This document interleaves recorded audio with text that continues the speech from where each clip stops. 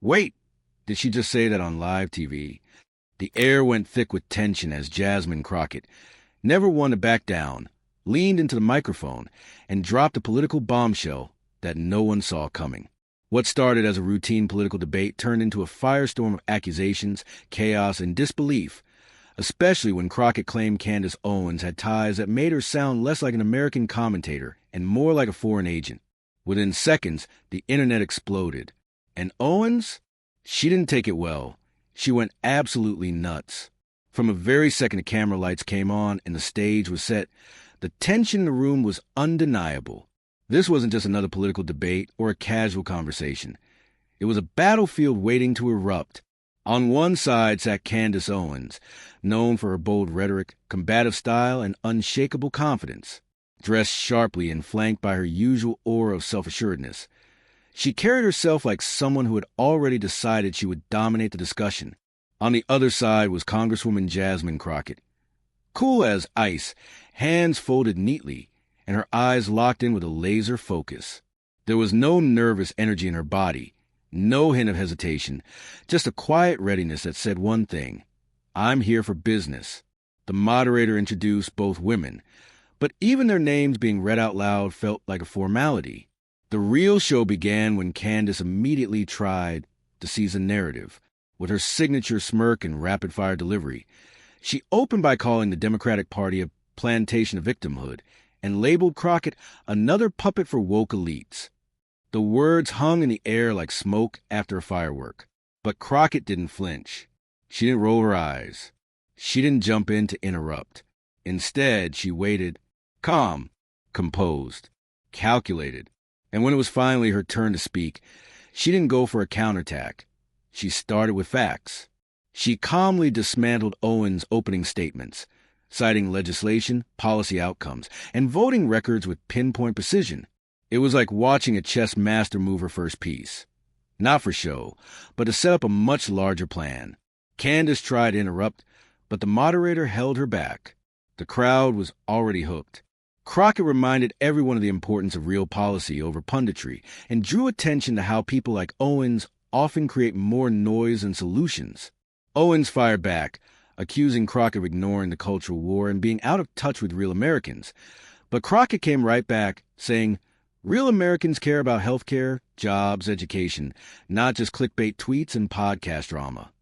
The audience reacted, some clapping, others murmuring, but the dynamic was shifting fast. For once, Owens was not in full control of the room. She began leaning in, her voice a bit louder, her tone sharper, trying to break Crockett's rhythm. But Crockett refused to be dragged into a shouting match. She didn't take the bait. Instead, she kept tightening her arguments like a noose around the shaky logic Owens brought to the table. The most remarkable thing about this moment wasn't that Crockett was winning the debate. It was how she was winning it. No yelling, no grandstanding. Just hard truths delivered in a voice that was clear, calm, and increasingly commanding. Candace had walked in expecting to overwhelm with personality, but she was now facing something far more dangerous, a woman with receipts, confidence, and the ability to strike without warning. Still, Candace wasn't backing down either. She shifted her strategy and brought up Crockett's voting record, trying to paint her as a partisan hack. But Crockett leaned forward, locked eyes with Candace, and said, I'll stand on my record. Can you say the same about who funds your commentary? That one line, that moment, it was a shot across the bow, and the mood in the room changed. Owens' expression tightened. Her foot began tapping slightly, and her confidence started to crack just a bit. She shot back, saying she was independent and unapologetic. But the energy in her voice wasn't the same anymore. She sensed what the audience was beginning to sense. Crockett wasn't just holding her own. She was slowly turning the tide. And while the discussion was still civil, it was clear that Crockett was laying the groundwork for something bigger. She was taking notes, keeping mental receipts, and waiting for the exact right moment to strike. The audience could feel it coming, like thunder before a storm, like a match being struck, but not yet lit. All Candace could do was keep swinging, hoping to land a punch before Crockett landed the knockout blow. And behind the scenes, producers and journalists watching the live feed were already whispering, texting, and tweeting. This wasn't just a debate, it was history in the making. Two black women with radically different visions for America, locked in a public battle that was about to shift from political to personal. And Jasmine Crockett? She was just getting warmed up. It all came crashing down the moment Jasmine Crockett, with chilling calm and surgical precision, dropped a line that no one on that stage, or watching from home, expected to hear. The debate had been fierce, with Candace Owens relentlessly attacking Crockett's political stance, questioning her integrity, and accusing her of being a mouthpiece for what she called the liberal industrial complex. Owens was feeling confident, even emboldened. She had just finished bragging about her expanding global influence, proudly mentioning her recent travels to speak at international conservative conferences and how her views were shaping political conversations in countries like Hungary, Poland, and the UK. She went as far as to call herself a global voice for truth. But that's when Crockett, who had been quietly letting her talk, leaned into her mic, looked Candace dead in the eye, and dropped the verbal equivalent of a tactical nuke. "Would you like to tell the audience," Crockett said smoothly, "how many of your international appearances were sponsored or paid for by foreign political entities?" The studio froze. Candace blinked. For a half second, time stood still. You could almost hear the air being sucked out of the room.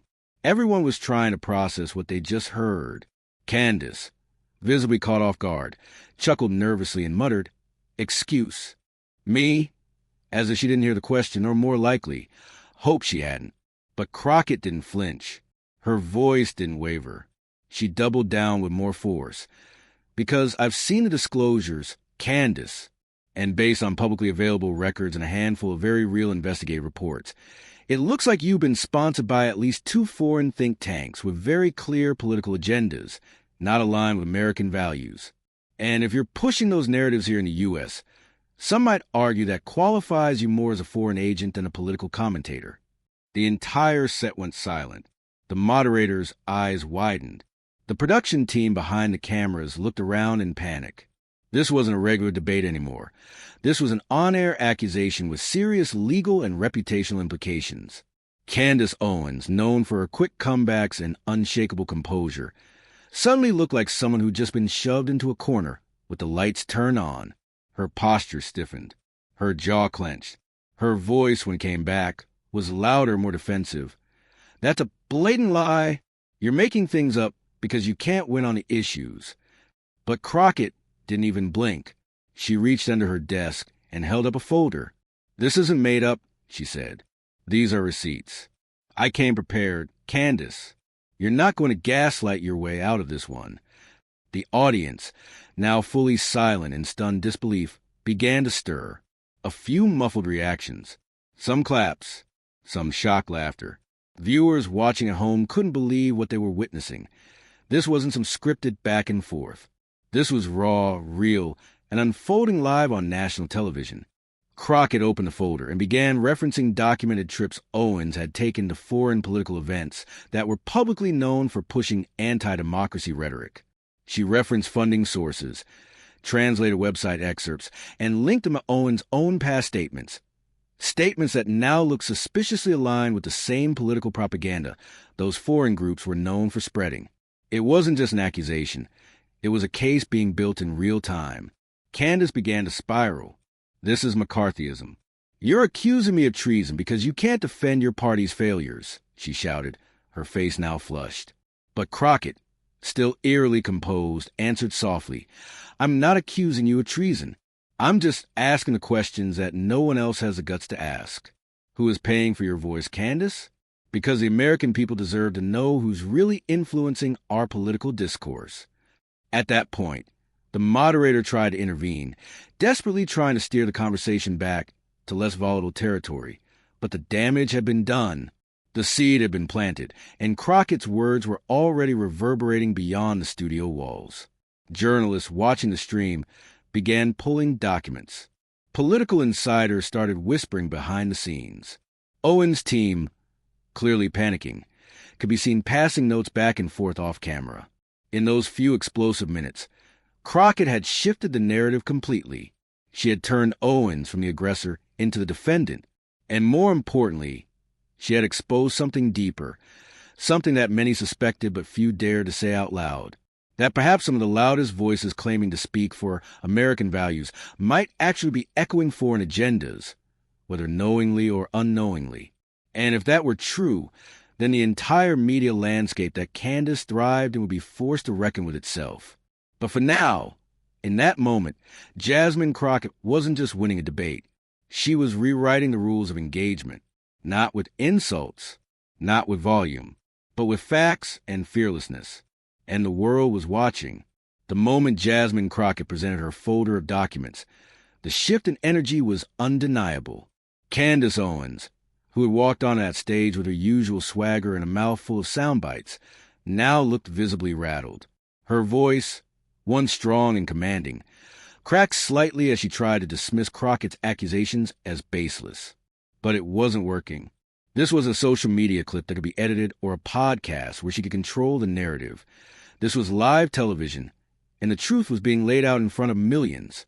Crockett, calm and deadly focused, never raised her voice, never stooped to insults. She simply let the facts speak louder than any slogan. Candace tried to regain control, lashing out with a string of accusations that Crockett was playing dirty politics, calling her a disgrace, and even trying to twist the narrative into a personal attack. "You're obsessed with me," Candace shouted at one point, eyes blazing, but the accusation fell flat. Crockett simply responded, "I'm not obsessed with you, Candace. I'm concerned with what your influence means for our democracy." That line cut deep, and the audience could feel it. Owens, clearly feeling the heat, stood up from her seat for a moment, pacing slightly before returning to the mic. Her hands were now flailing, her face flushed, and her words coming faster, almost too fast to follow. It was the image of someone trying to run from a fire they started but couldn't control anymore. She ranted about the radical left, about cancel, culture, about black women being pitted against each other, and how this entire moment was an ambush. But Crockett wasn't attacking her personally. She was holding her accountable. The difference was clear to the audience, and that's what made Candace's meltdown even more glaring. For every scream, there was a calm rebuttal. For every insult, a piece of evidence. The more Owens yelled, the more Crockett gained ground. Viewers watching at home could see the desperation seeping in. This wasn't the composed, sharp-tongued commentator they were used to seeing. This was someone unraveling in real time. Owens even attempted to pivot by attacking the Democratic Party again, but it came off as deflection. Crockett didn't take the bait. She simply looked at her and said, "Why can't you answer question, Candace? Who funded your last 2 European trips?" Candace froze for a beat, then exploded with, "I don't owe you an explanation. I'm not a politician. I'm a free citizen." But Crockett calmly replied, "When you use your platform to influence U.S. politics, and that platform is backed by foreign money, you absolutely owe the American people an explanation." Boom. Another hit. Candace then tried to accuse Crockett of being part of the establishment's takedown machine, but the words fell hollow now. She was spiraling, and everyone could see it. Crockett's strategy had been simple. Stay calm, stay factual, and let Candace's emotional reaction speak for itself. And it worked.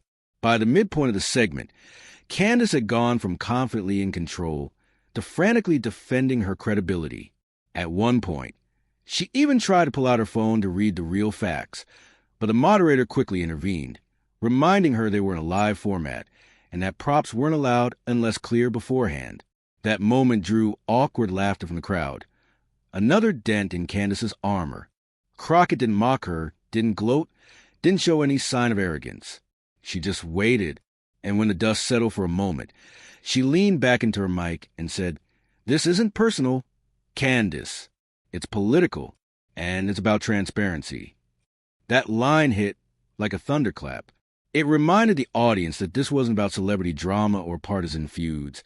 It was about real consequences, about accountability, about truth. And in a political landscape flooded with noise, Crockett's clarity became a weapon Candace couldn't compete with. Owens' meltdown wasn't just emotional. It was strategic failure. Her usual tactics, loud confidence, sweeping generalizations, flipping the victim script, weren't working here. Not against someone like Crockett, who came prepared not just to debate, but to reveal. And as Candace's meltdown played out in full view, commentators, journalists, and political analysts watching from around the country took note. This wasn't just a bad night. It was a catastrophic one. For years, Owens had danced around controversy, thrived on outrage, and built an empire on polarizing takes. But on that stage, facing someone who didn't flinch under pressure and who had the facts to back her fire, she met her match. And she couldn't handle it. The optics were brutal. One woman unraveling in frustration, the other standing calmly with the receipts. And in politics, perception matters almost as much as reality. By the end of the segment, even some of Candace's own supporters were left confused. What just happened? Did she really not answer the funding question? Why did she get so defensive? And why did she seem more concerned with attacking Crockett than clarify her own record? Those questions would haunt her long after the cameras stopped rolling. And Crockett? She didn't need to say another word. The meltdown said it all. The moment the explosive exchange between Jasmine Crockett and Candace Owens aired, the internet caught fire. Before the debate even ended, clips of the foreign agent accusation were already being clipped, subtitled, and circulated across platforms like X, formerly Twitter, TikTok, YouTube, and Instagram. The reactions were immediate and overwhelming.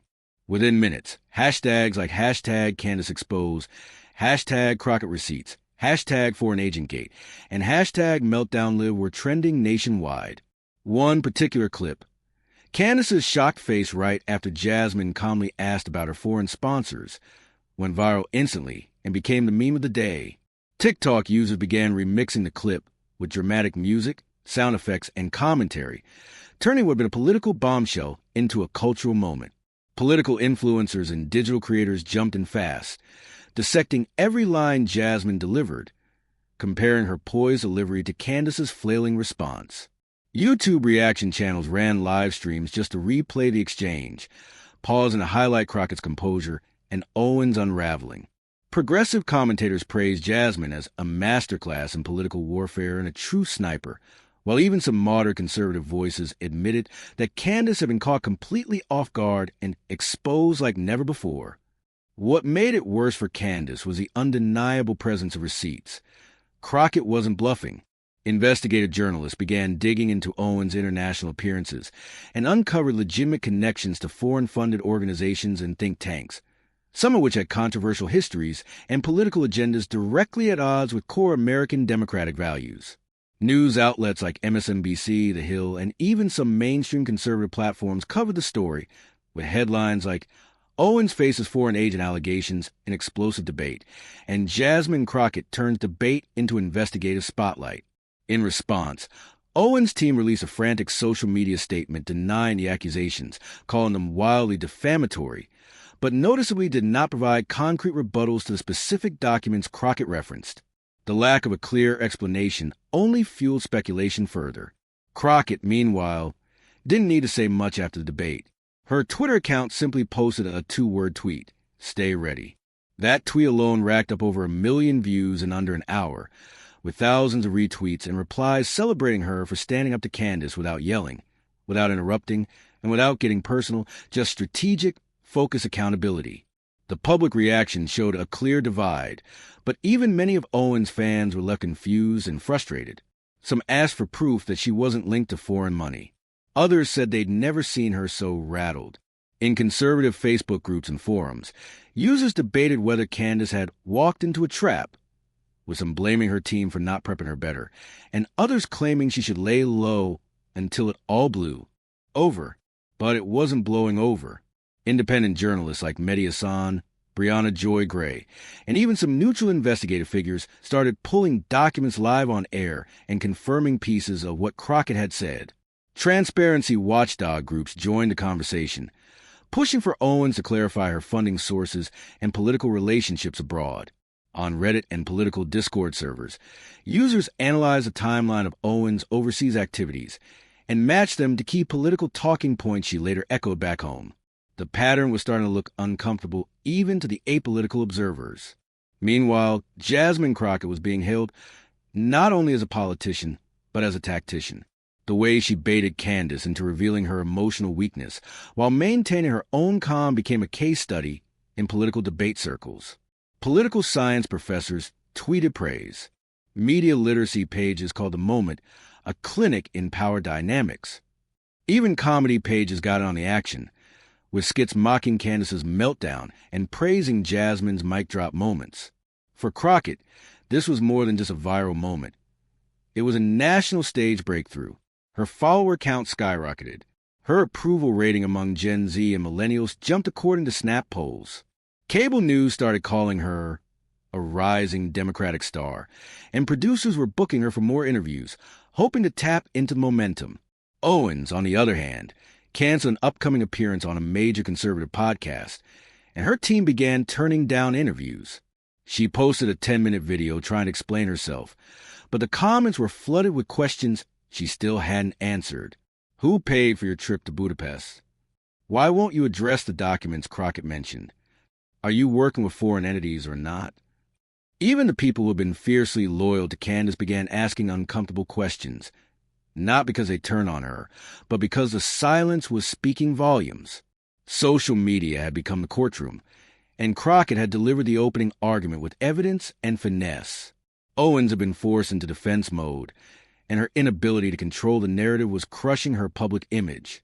The story took on a life of its own, and soon politicians, media analysts, and voters alike were forced to reckon with a bigger issue: how foreign influence might be quietly steering political commentary on both sides of the aisle. In a world dominated by algorithms, clickbait, and personalities, Jasmine Crockett did something rare. She got people to stop and think, and social media, often blamed for noise and division, became the place where that thinking turned into movement. In the days following a live debate, the political landscape began to shift, quietly at first, then like an avalanche. What Jasmine Crockett did in just a few minutes of calm but devastating precision had far-reaching consequences, not just for Candace Owens, but for the broader political media ecosystem. Crockett's performance wasn't just praised. It was studied, clipped, and even used as a teaching moment in journalism schools and political workshops. Overnight, she was no longer just a rising congresswoman. She had become a symbol of preparedness, accountability, and fearless truth-telling in a political world dominated by theatrics.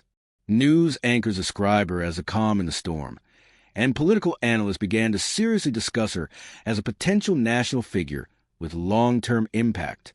Crockett received invitations to appear on top-tier shows across networks: The View, Morning Joe, CNN Tonight, and even international outlets wanted her perspective. Each time, she delivered the same message: accountability matters, and media figures who claim to shape political narratives must be transparent about who supports them and why. Meanwhile, Candace Owens was facing the political version of a public reckoning. Her conservative media allies were put in an awkward position.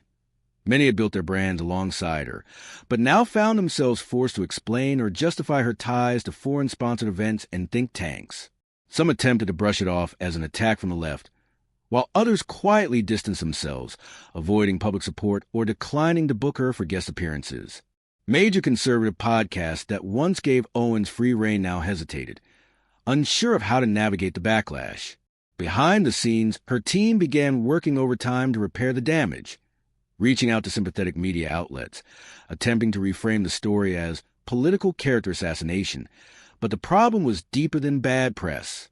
Crockett hadn't made a vague accusation. She had shown paperwork, given names, and referenced specific connections that could be verified by anyone with internet access. This wasn't gossip. It was verifiable, and it wasn't going away. As pressure mounted, Owens took to her own platform to release a defensive, tightly edited video statement. 10 minutes of rapid talking points, accusations against the deep state, and assertions that the entire debate was a setup. But the response was lukewarm. Comments flooded in not with support, but with questions. Where are your disclosures? Why didn't you answer Crockett's question directly? Why did you lose your composure? For a woman known for her debating skills and sharp mind, it was a stunning reversal, one that many said revealed how fragile her platform really was when exposed to real scrutiny. Sponsors began backing away quietly, with some pulling ads from her content and others pausing collaborations to review their partnerships. Owens' credibility, once a pillar of her brand, now had a crack too big to ignore. For someone who had built a media empire off confrontation, being caught flat-footed with facts was a public relations nightmare. Meanwhile, Crockett's star continued to rise. Her campaign received a surge in donations, particularly from young voters and politically active Gen Z donors who saw her as a real voice for accountability. Liberal and moderate groups alike began floating her name as a potential future senator or even a cabinet position if a Democratic administration were reelected. Political strategists noted how Crockett had managed to do something few politicians could: go viral for the right reasons.